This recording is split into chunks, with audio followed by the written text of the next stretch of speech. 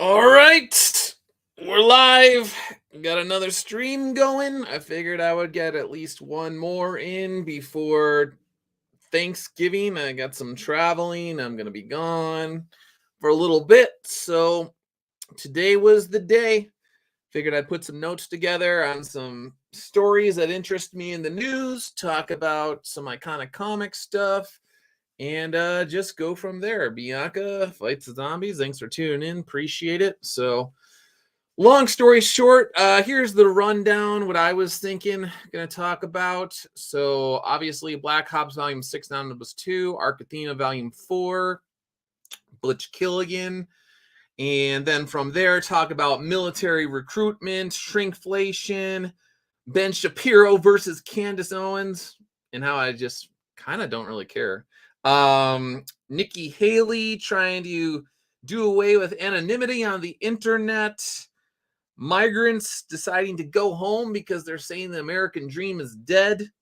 And what else? Actually, some nice comments that one particular nice comment that I received from someone that I thought was pretty cool.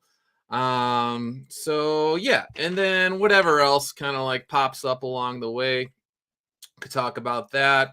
Puma, Brett, thanks for tuning in. Appreciate it. So I'll obviously check out the chat and see what's going on with people there, how they respond to the various stories. Maybe talk about Joe Rogan here. That tied into the Ben Shapiro, Candace Owens stuff, because I saw some clips of Joe, and what the heck? I'll just talk about Joe real quick.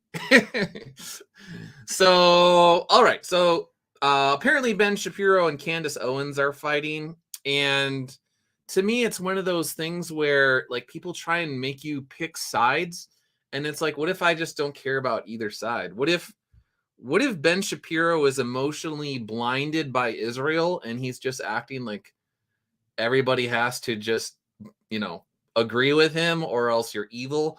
And then simultaneously, what if Candace Owens just always gets in fights with everybody and then frames herself as some victim of left-wing people or Steven Crowder or Ben Shapiro or just people that don't like her? So what if I just don't care? But then people try and put you into a box and force you to pledge allegiance to whomever, and you're just like, I'm indifferent, and I just literally it's just funny how these people continuously keep getting in public feuds. And if you work for Daily Wire, why are you two fighting in public over it? Like, it's very bizarre. Anyway, so I saw this clip of Joe Rogan, and I love Joe Rogan as a UFC commentator. I like many of his podcasts, but whenever he talks about Christianity, I'll see these clips and he'll be like, "Oh, so your friend's intelligent, right? But they believe they believe in Jesus?"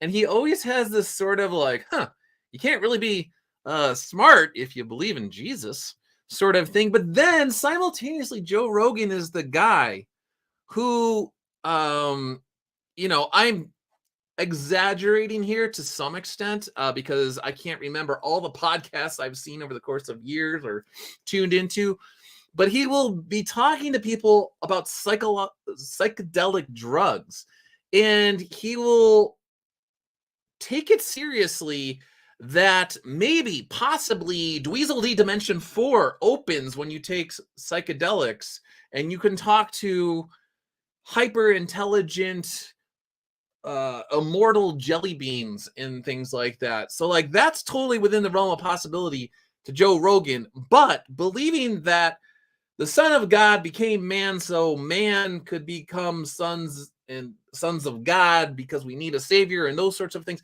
that's out of the question. That's ridiculous. I'm going to turn my nose up on that. Can't do that. And then similarly, he will pay rapt attention to the idea that maybe we're all in this video game type simulation, and essentially there's this gamer being alpha and omega sort of thing that's like, we are essentially, it got tired with Cosmic Mario Brothers and decided, you know what, I'm just gonna make like the ultimate video game, and then that's what I'm going to play, or whatever. The Matrix with Gamer Bean Alpha and Dweezil D Dimension 4, like that's perfectly logical to him. But the idea that Christ, who existed within time and space here on Earth, a couple thousand years ago, roughly, there's all sorts of records, historical records. He's written about for like literally firsthand account witnesses and all these sorts of things. Not Joe, that is out of the question. It can't be. And so it pains me to say that, because a lot of times Joe, he has interesting, like he lets the person he's interviewing talk. He lets them kind of go. He doesn't like interrupt them like a lot of people. Some of his guests are very entertaining, and like I said, I like his UFC commentary, but it's very fascinating to me what he gets bent out of shape with, and what is out of the realm of possibility, and what is. So hyper intelligent talking jelly beans on psychedelics, okay. Jesus, not so much. Joe, what the heck, man? It's very bizarre. Anyway, so that was at the top. Some interesting conversations taking place there. If you don't follow me on Twitter, consider following me on Twitter. All right, so that was a very early aside, but real quick, Black Hops Volume 6 and Omnibus 2. The campaign has 6 days to go. It's on Indiegogo and Kickstarter. I have not brought up Indiegogo, but if you prefer that, check that out. 1,379 backers, 6 days, 74,364. Congratulations, Tim and Mark. Again, I'm biased due to my affiliation with Iconic Comics, and because Father Redder does appear in this crossover along with the Antarctic Press properties, and there was multiple teams involved, and you got Long Harbor involved and all this sort of stuff. So I read it, and I'm trying to be objective. I know I'm biased, but Tim and Mark did a really good job with this. It's a very fun book. If you've been following Iconic Comics, if you follow the properties, they were juggling all sorts of characters, and they fit them in there. They tried to give all the characters kind of cool moments. So whatever character you like, somebody's got something kind of cool in there, and it serves as an interesting, like it's its own tale. But I think they did a pretty good job introducing the audience to people that are new. Crystal, thanks for tuning in. Let's see. Puma says that this particular job does break down the filter you see the world through. Don't discount the positive effects of certain psychoactive substances. No, I was not discounting anything. I was just saying that Joe Rogan is the one that is discounting things. So Joe has a completely open mind about all sorts of things that, other dimensions and other beings that are beyond the veil that we can't see, but not Jesus. Jesus, no, we can't have that. Jesus can't be beyond, that sort of thing. So it's just, he is very selective in terms of the realities that he is open to or closed to, and all of those sorts of things. And to me, it's like you just look silly at some point in time. You can't say that psychedelics open other dimensions and that other dimensions exist, but then say that Jesus Christ was, there's no way on earth. It's ridiculous. You are a dumb goober fool if Jesus Christ was exactly who he said he was. So that was my point on that. Neo Star Productions, thanks for tuning in. Appreciate it. Brett Palmer, C.S. Lewis talks about this. People will reject God because of accountability, but they'll call themselves spiritual for cosmic God with no accountability. His drugs are God. Brett, thanks for tuning in. You always make good points as well. Eric Canetti is here. And speaking of Eric Canetti, I just recently got my copy of Arc Athena Volume 4.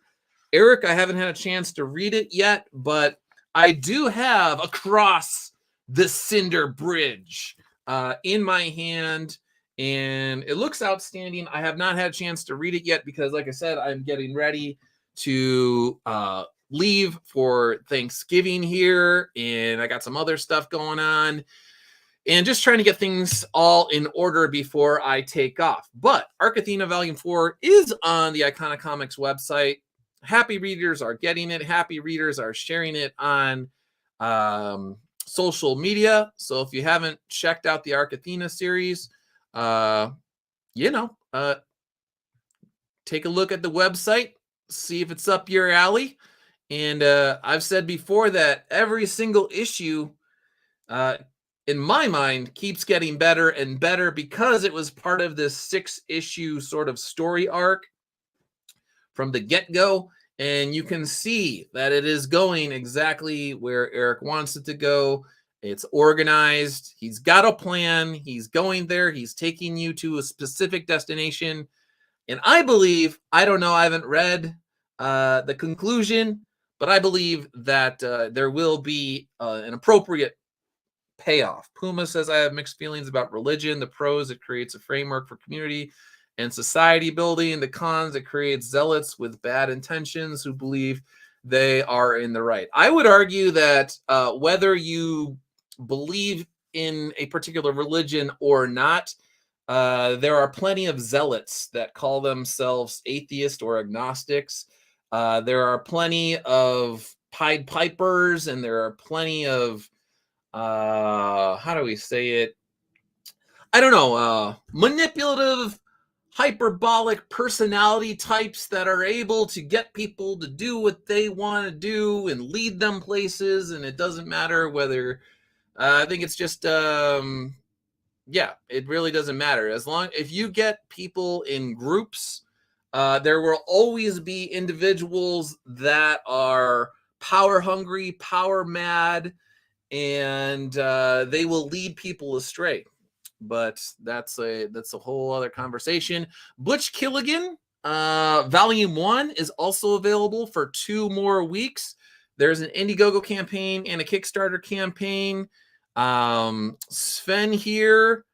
I only recently met Sven, but all of my interactions with him thus far have been pretty cool. I think I said before that our first conversations were about Demolition Man, 80s action movies, and exactly where he's going with Butch Killian and all that sort of stuff.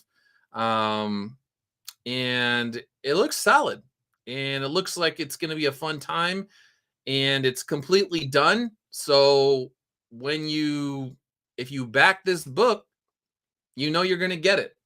It's done. It's in the bag. It's ready to go.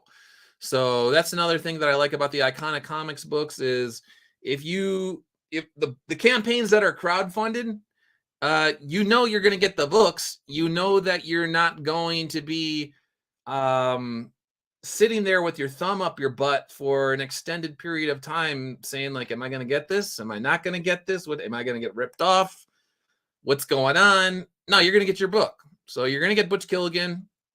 Athena, people are already getting it. They're sharing it on social media. And you know you're going to get Black Ops Volume 6 and Omnibus 2 from Timothy Lim and Mark Pellegrini. So, yeah. All right. Boom. So let's see. Blah, blah, blah, blah. Atheism follows the same rules as religion. Puma. Yeah, in the absence of God, people will make something their God. So there is a vacuum that forms, and they will essentially try and fill that hole, that God-sized hole, with something else. So it could be material goods, it could be drugs, it could be alcohol, it could be partisan politics, political parties, and typically it tends to be the state. A lot of times when people reject God, particularly communist countries, they will essentially be anti quote unquote religion, but then the state becomes God. And once the state becomes God, anybody that poses a remote threat to it, they will crush you. So yeah. All right. All right. Before the news, so I got a message from someone recently, and that was pretty cool. So here's my I didn't want to just like out somebody, but he knows who he is. One of the coolest messages I recently received was from a dude who said his introduction to my content was from people who kind of sort of hate my guts. He said he quietly watched me from the sidelines for months and monitored my behavior. He said he's glad he withheld judgment. Now, on some level, you might be like, oh, well, there was just some guy that was just lurking, just watching you. That's kind of creepy. That would be the cynical take on it. I would just say this is someone who heard that, like, I was a monster. I was a boogeyman. I was just the worst person alive. And he was like, let me see about this. I want to watch this guy. So boop, he follows me on Twitter or YouTube or whatever, both, maybe, who knows, starts tuning in. And he's like, I've been watching you. I've been waiting. I've been sitting there. I'm just like waiting for the time when you just act like a total nutcase. You fly off the handle. You start going after people willy-nilly, all this sort of stuff. You start doing all the things that I said or I heard that you were going to do, and you're not doing it. In fact, you just keep promoting iconic comics. You keep turning the other cheek as people say weird things about you. You post food stuff with your wife. You have positive interactions with your readers. It's going on for months. I'm waiting for you to be the bad guy I was told you were, and you're not doing it. Arrgh! Well, at some point in time, I decided, you know what? I'm pretty sure that whatever I heard about this guy was a lot of bumpkiss or whatever you want to, I don't even know what you want to say, something along those lines. And he's like, I am really glad that I didn't just blindly believe all of the bizarro things that were said about you, because it appears as though from your books and your online presence and all of these sort of things that, yeah, I don't know. I'm digging what I'm seeing. So thank you, Mr. Dude, for sending that to me, because I am a human being. And on my worst days, sometimes I will see stuff. YouTube recommends videos to me, and then I watch them. And sometimes in the comments section, you see people say stuff about you that is just blatantly untrue. And you're like, oh, do I even respond to this? If I respond to this, will it just make everything worse? Will it just start a whole cycle of moronic things up again? I don't know. So the vast majority of time, you just have to ignore a lot of things. And it sucks, because on your worst days, you're just like, I don't want to ignore it today. There was somebody who commented, where was it? It should say show more replies. There was a dude that said, like, oh yeah, like the guys who started out as your enemies, they actually like you now, or something like that. And I was like, yeah, no. So why is it not showing up? Oh, so good. Your haters become your recruiters. It takes a while, but it is possible. So the moral of this story is that time tends to reveal a lot about people and who they are and all of these sorts of things. The internet is a place where people can say and do all sorts of weird things. They could blatantly lie about you, but time and your actions reveal a more accurate picture of who you are, or just like straight up a truthful picture of who you are. And you just gotta, it's the long game, basically. You have to trust that if you just keep doing the right thing to the best of your ability over time, it'll pay off in the long run. The truth will reveal itself about all sorts of people. And as much as it sucks in the short run, you just gotta suck it up. You just gotta deal with it. Sometimes you should speak up, but the vast majority of time, just let people that are going to lie about you, and just try to keep doing good stuff. All right, Scott Malin, I almost missed this. If you missed Kindred Heavens, which is a very fun all ages book, check it out. It's now on the Iconic Comics website as well. I read it a while back. I read the digital version before my physical version came. Very, very nice story. My only thing for Scott and Bryce was I felt that it was a little bit of an abrupt ending, but I also know that they are continuing with the next story, so it's not even over. So it's a little bit of a cliffhanger. I get it. The good thing is that they are well into the second book, and that's going to come out too. But it is a good story. It's a fun story. If you have kids, you can share it with your kids. If you just want a fun story that's all ages, you can check it out as well. Okay, political stuff. Now this gets into the political stuff. So I saw this Newsweek story on Veterans Day. I think it came out the day before.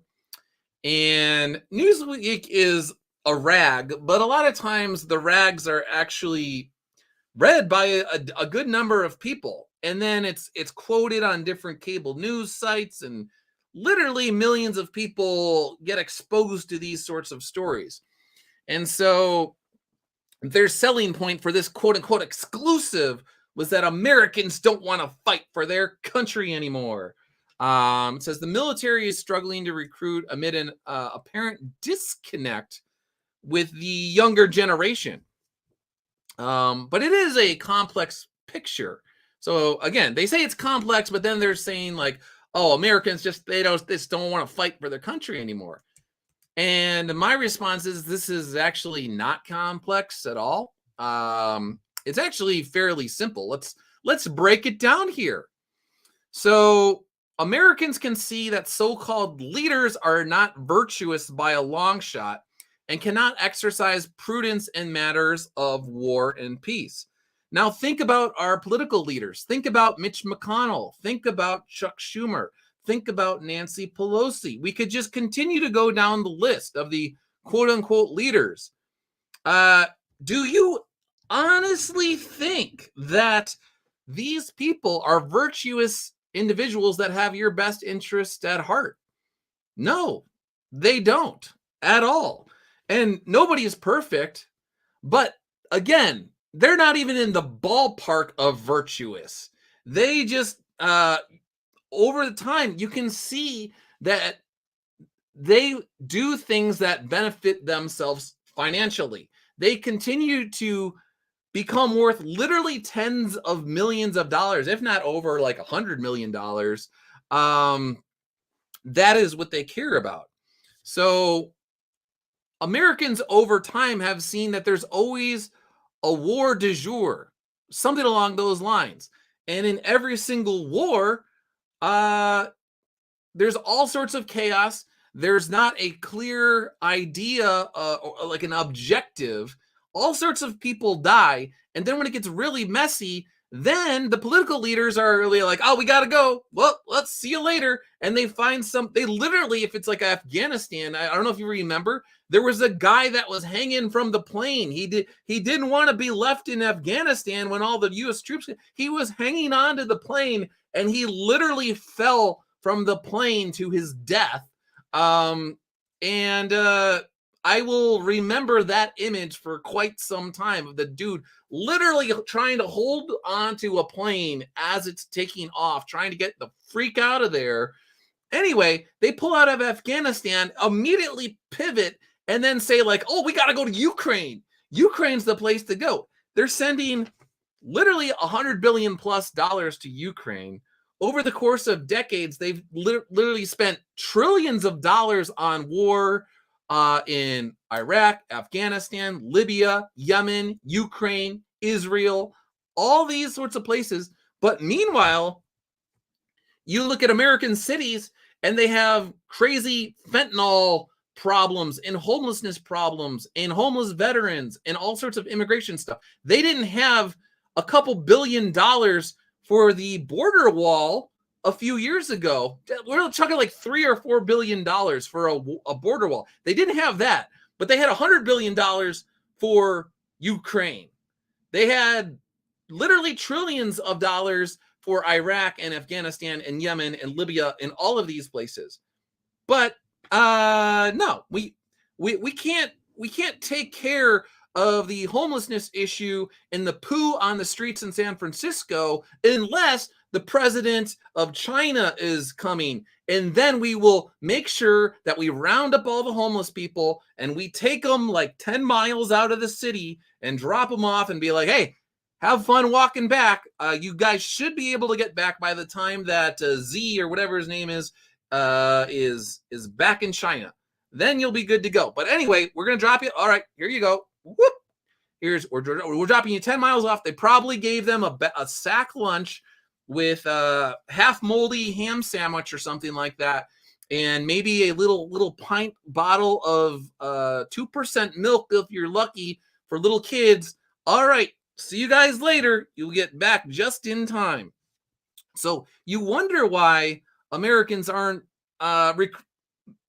joining the military like they did in the past. It was only a few years ago that they had ad campaigns that were playing down the military, its actual mission in terms of like the defense of the United States, and portraying it as some sort of social organization where you just learn some job skills and you hang around for a while, you do some stuff, you learn some some computer programming along the way, and then you get out.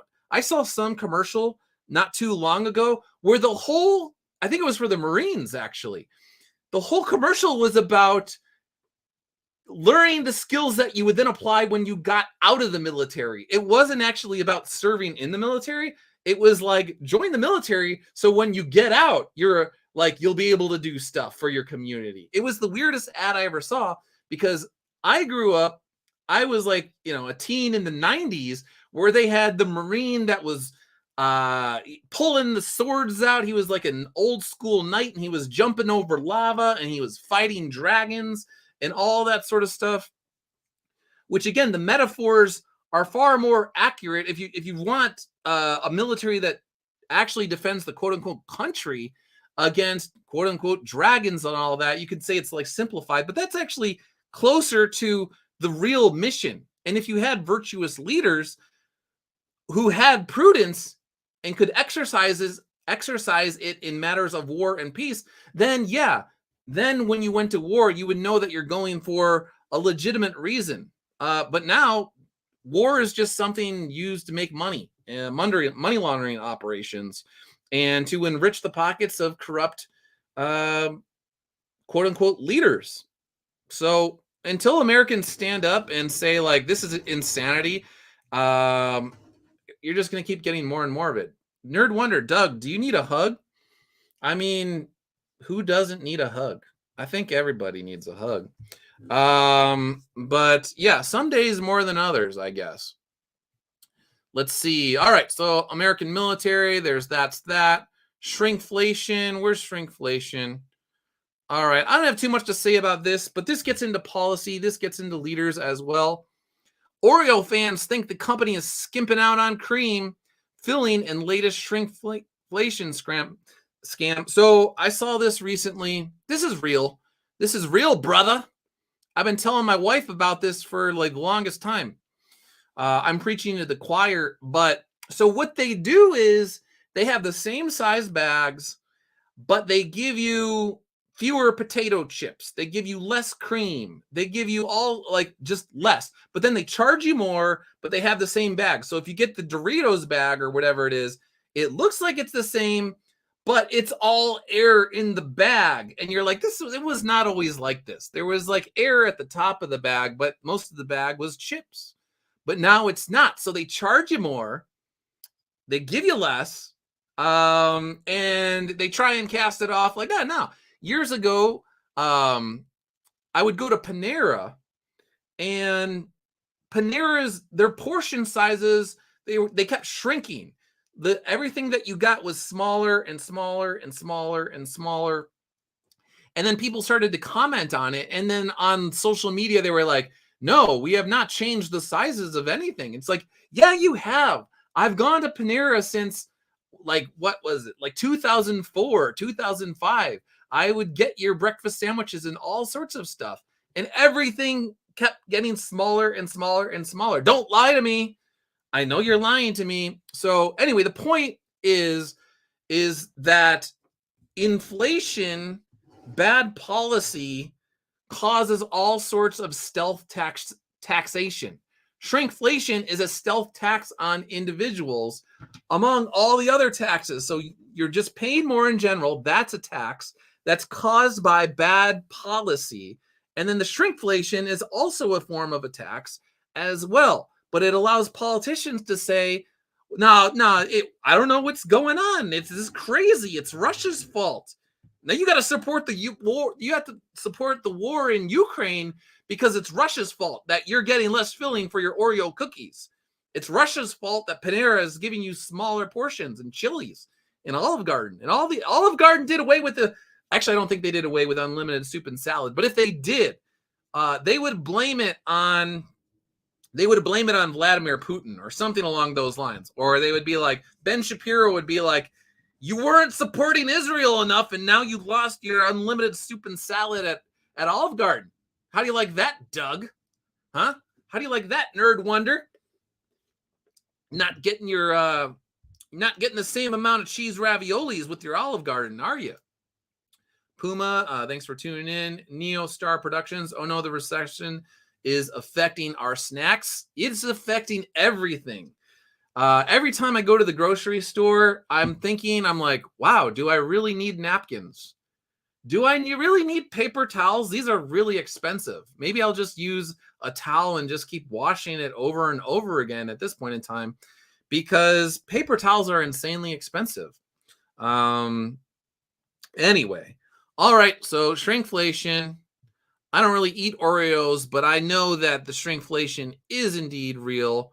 Nikki Haley, GOP primary stuff. Show America their algorithms.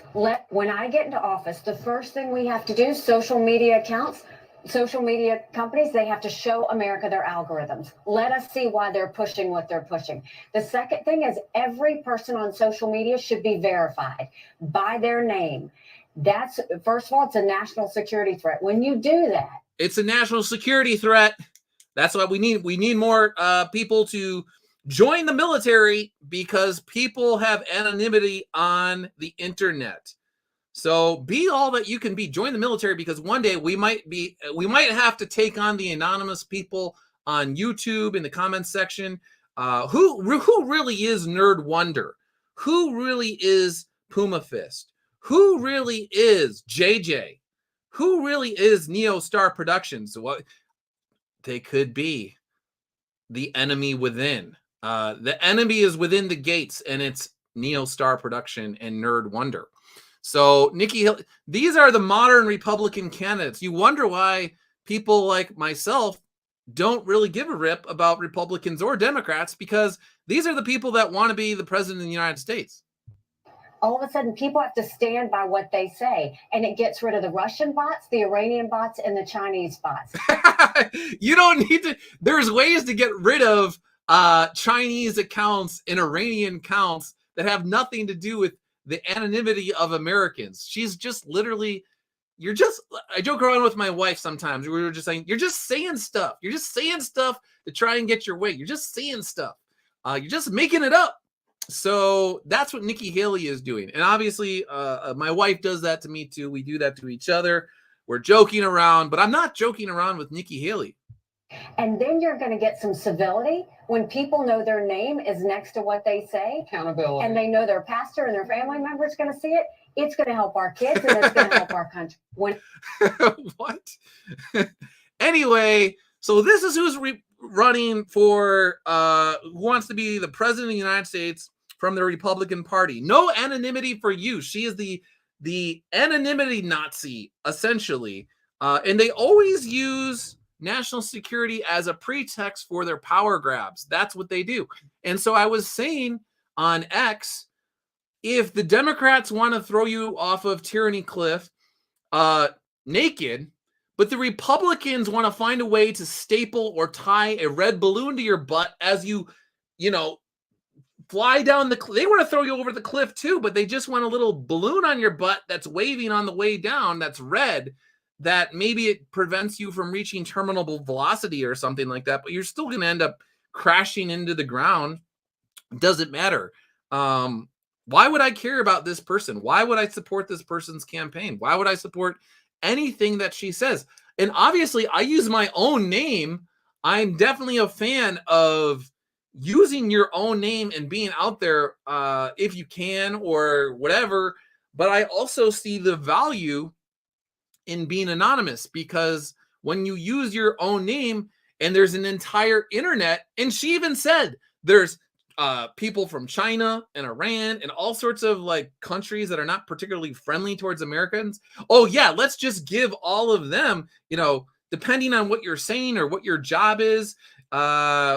It's a way to stifle information. It's a way to stifle free speech. It's not that she actually cares about people being civil. It's that she just doesn't want people to come out and be incredibly blunt about what she is doing and what her friends are doing. Because if you have your own name out there and they have the full force of the federal government at their disposal, they could send the IRS after you. They can send the FBI after you. We know that the IRS has gone after people that have criticized various administrations. We know that the FBI literally sent agents to go after moms and dads that were attending school board meetings and were complaining. We know for a fact that the FBI was sending in agents into literally Catholic churches because they worry that guys who pray the rosary, yes, guys that pray the rosary and take their faith seriously, are a possible national security threat. Okay, yeah, that's very interesting. Very interesting. So now she has since backtracked. I saw a video where she said, no, I was only talking about making sure that Chinese accounts and Iranian accounts, those are the ones that need to use their real names. That's not what you were saying. You're literally lying now. And if you're literally lying, again, as I said last week about somebody else who was lying, you're a liar. Why would I want to trust you? Why would I want you to be the president of the United States if when you get caught saying something that brings blowback on you, you just pivot to a lie and then you peddle the lie to people? And so now I'm supposed to just believe the lie? No, I don't. And she wants people like me to have my real name out there, because if I called you a liar and enough people were calling you one, you'd be like, we got to take care of this. Oh, it'd be a shame if the IRS were to audit you, Mr. Ernst. It would be a shame if the IRS were to audit you, Mr. Neostar Productions, whatever your real name is, Mr. Canetti, Miss McGee, Mr. Palmer. Yeah. So, these people, speaking of the Republican Party, that's the other thing. I could probably bring it up here or just talk about it. I don't know if you saw, but the Republican Party wanted to basically skedaddle, get rid of the Homeland Secretary. Mayorkas is his name. And he's the guy who the buck stops with the president, but basically the buck is supposed to stop with him in terms of the border policy and immigration. And you literally have floods of migrants coming in from not just Mexico, various places in South America, Pakistan, China, various parts of Africa, all sorts of like places. And they don't even know who the heck is coming in. They have no semblance of control of the southern border. And Republicans were going to make sure that this guy was out of there. He was held accountable because this is a disaster. And they couldn't even do that. There was a number of them that didn't even show up to vote on the matter. They were like, oh, I don't have the backbone to actually vote, so I'm just going to just like not show up. Whoop, I wasn't there that day. I had something else going on. I had a thing in a place with some people. It was really important. So the Republican Party can't even hold a disaster of a secretary accountable for his own actions and his own ineptitude. If you could look at the border and what's gone on over the past few years, and you can't even hold that person accountable, then you're pathetic. Like I don't know. It's just one of those things where I feel like you have to clear out the Republican Party before you start. You need to clean up your own house before you go after other people. Yeah, you're saying like Joe Biden sucks or whatever, but you suck too. So until you get your own house in order, like on some level, it's like, well, nothing's going to get done because all of these people are dysfunctional and unprincipled. And literally tyrannical in the case of Nikki Haley. Why on earth would I back that person? I wouldn't. So where's the story about, speaking of migrants, here's the other one. So let's see. New York Post. Some fed up migrants already heading home because, quote, the American dream doesn't exist anymore. So politicians like Nikki Haley, what they're essentially doing is eroding America on various levels, culturally, economically, all these sorts of things. Bad policies continue to affect U.S. cities and the nation as a whole. Eventually, you're just going to get to the point where, as I was saying here, there's some future that's unfathomable at this particular time, where men are going to look at dung beetles with a strange sense of envy. They're going to look at dung beetles and be like, you know what?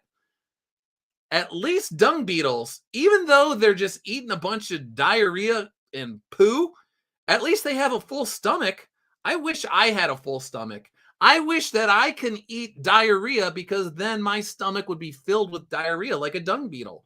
And somewhere along those lines, when the United States reaches that point where we are jealous of dung beetles and their dietary needs being met, dietary needs being met, some politician like Nikki Haley or whomever, or some future Joe Biden-esque president or whomever is going to be like, hey, we took care of the immigration problem. You don't have anybody coming to America anymore. Yeah, they're not coming to America anymore because you burned it down.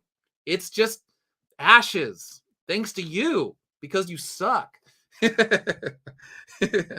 But I would also argue it's also because we get the politicians that we deserve. In the aggregate, if you don't stand up to these people and say, no, enough is enough, then this is what you get. So please, if you're out there, stand up. Like, just don't be a blind partisan. Don't just rubber stamp whatever Nikki Haley says because she's a Republican, or rubber stamp whatever Chuck Schumer says because he's a Democrat. Just try and think of what's best for the United States. And where there's a difference of opinion, you can find areas where your principles overlap, and you can figure out a way to make things better. Even if it's just a little bit better. It's better to be a little bit better than worse. So it's okay, just incremental progress in the right direction. And if we actually had people that cared about truth and cared about virtue, if they really were virtuous people, they would be able to work together in ways where they did not compromise on their principles. You could compromise on your preferences. You shouldn't compromise on your principles. One of my old bosses long ago told me that. She said, Doug, you could compromise on your preferences. Do not compromise on your principles. And I was like, I like this lady. She is a sharp lady, and I'm glad that I am working for her, because that's the kind of boss that I want to work for. So Brett Palmer, in a leftist world, the dung beetle is a delicacy. Yeah, one day we'll be eating dung beetles as appetizers at Chili's. Let's see. I already talked about time revealing character. Chris Christie, speaking of Republican politicians, Chris Christie continues to run his campaign, and I was saying that the only thing that this is going to establish is that he is more delusional than Mike Pence, who already dropped out. Chris Christie, you're not going to be the president of the United States, dude. You had a window of time years ago, but then you proved exactly who you were by closing down beaches and then taking your family to the beaches that you closed down. So it was only you and your family who had the entire beach to yourself. And then when a helicopter came overhead and took a picture of you sitting on a giant, lawn chair or whatever, beach towel, or it was some sort of chair, but he looked up like he was like, oh crap, they got me. Yeah, dude, you closed down the beaches and then you took your family to the beach, and then you tried to make some sort of excuse like, I'm different than the Democrats. No, you're not. You're basically the same thing. So they got you. You are not the guy that you said you were. You're a New Jersey Republican, which is like a little bit, just a little bit different than a Democrat. But I mean, most New Jersey Republicans are when compared to the nation as a whole, are basically center left. So yeah, let's see. Is there any other stories I missed? We had this dude yesterday. Is this right? Eki's World. Did I pronounce that right? Says, I call this the iconic ninja collection. And he showed all of his books. And this gets into some positive stuff here. I don't know if Nerd Wonder is still here, but this is positive. So whenever I see people share their growing library of iconic comics, I was saying this is a very, very valuable. I said time is a very, very valuable thing. You have no clue how much of it you have left because tomorrow is never promised. I feel an enormous sense of responsibility to deliver quality products to the readers of iconic comics because they've given me and my friends the insanely precious gift of time. I can't wait until Soul Finder Volume 4 is ready. I know that Matt Weldon's art is beautiful.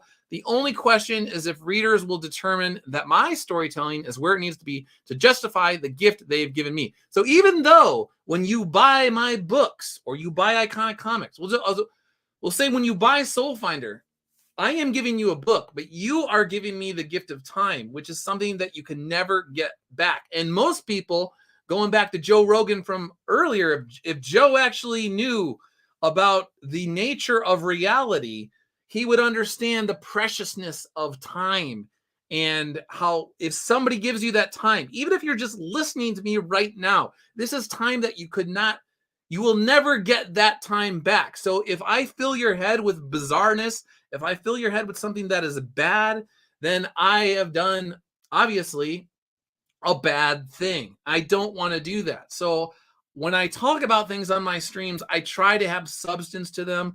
I try and lead people towards something that is good, something that is truthful, something that is beautiful. That trifecta right there. I don't want to fill people's heads with ridiculousness and things that will lead them astray. So even though I am criticizing the government, I'm trying to criticize tyrannical blueprints or tyrannical seeds that they are planting right now or planted years ago, and they're starting to bear bad fruit. And it's like, hey, we got to wake up, man. Stop being blind partisans. You could have bad Republicans and bad Democrats. Your quote unquote tribe don't pretend like they have a little halo over their head and they're infallible. You don't want to just, needlessly start forming a circular firing squad on people. But at the same time, when you have people that you consider your peers, if they are doing things that are bad or evil or wrong or tyrannical, you got to call it out. You got to get rid of people that want to do tyrannical things. So anyway, again, I take iconic comic readers and their support very seriously. I do not take them for granted. It's super cool to see these growing collections and people share them online. Thank you again. I try to reiterate this on multiple streams each year. It's cool to see what's going on at Iconic Comics. I'm giving it my all. I don't know how long that this wave is going to last that I'm surfing with Tim and Mark and Bryce and Scott and Sven and Eric Canetti and Bill Williams and Matt Weldon and anybody I missed, the fulfillment team down in Texas, the people that run Iconic Comics. We're surfing the wave. I don't know how long it's going to last, but you guys have made it a blast. I'm really enjoying myself. I am sorry. I apologize that I am the caboose of Iconic Comics. I'm in the back. I have Soul Finder. It is coming. Matt Weldon's art is outstanding. It is fantastic, but I'm the slow guy. There's always the slow guy on the team, and I'm the slow one. And I say that I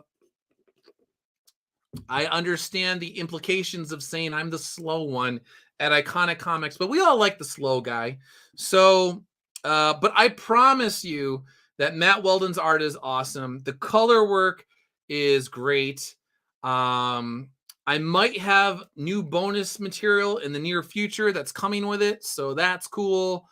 Noctis Terrari is looking awesome. So when it does come out, I think you are going to be pleasantly surprised. I think the story is where it needs to be. The readers will ultimately determine that. But one of the reasons why it's a little slower is because I'm trying to get as much done as possible. And I don't, how do I say that? If I run a campaign, I want to make sure that it's either completely done or like 99.9% done. Because even if I'm the slower guy on the team in terms of getting books out, I don't want to be the guy that drops the ball on fulfillment. That's for sure. But anyway, it is coming along quite nicely. Soulfinder 5, our colorist said he's on board for next year. The script is done. Matt's going to start that pretty soon too. So we're in a good place. All right. So again, to wrap up, check out Black Ops Volume 6 and Omnibus 2. 6 days left to go. Kickstarter and Indiegogo. Check out Arc Athena Volume 4 on the Iconic Comics website. Check out Butch Killian Volume 1 on Kickstarter and Indiegogo. Arc Athena, I haven't read the 4th one, but flipping through it and looking at feedback already, it looks like it's solid. And I would say the probability that it is solid is very, very high. The Bunderdome. Tim, thanks for tuning in. You're not the caboose. You're the well-dressed guy who comes through the cars with the food tray and gives passengers the nourishment they need for the journey. Mark is the caboose because he's a butt. I'm a butt too. So maybe we have two butts. It's the writers are the butts of Iconic Comics. Mark is the right cheek of Mark is the right cheek of Iconic Comics, and I am the left cheek of Iconic Comics. And Timothy Lim and Eric Canetti are the biceps. Matt Weldon is the triceps, and Bryce and Scott are the cute cheeks. The right and the cheeks that you grab on the little babies are so cute. I don't even know what I'm talking about anymore. All right, Tim, thanks for tuning in. Thanks for the kind words. Eric Canetti, please don't finish that sentence. Eric Canetti is the pecs. Oh no, you're already the biceps. Maybe you're the biceps and the pecs. Who knows? But anyway, thanks again to everyone tuning in. Again, check out all the books. Thanks for your support. I appreciate it. I probably will not be back next week because I will be visiting family for Thanksgiving. Maybe I'll figure out a way to do a stream. We'll see. But if not, safe travels over Thanksgiving with friends, family, and loved ones. Eat a turkey, have a good time, eat a duck, whatever you eat a turducken, and I'll see you guys all later. Thanks again for tuning in. Appreciate it. See ya.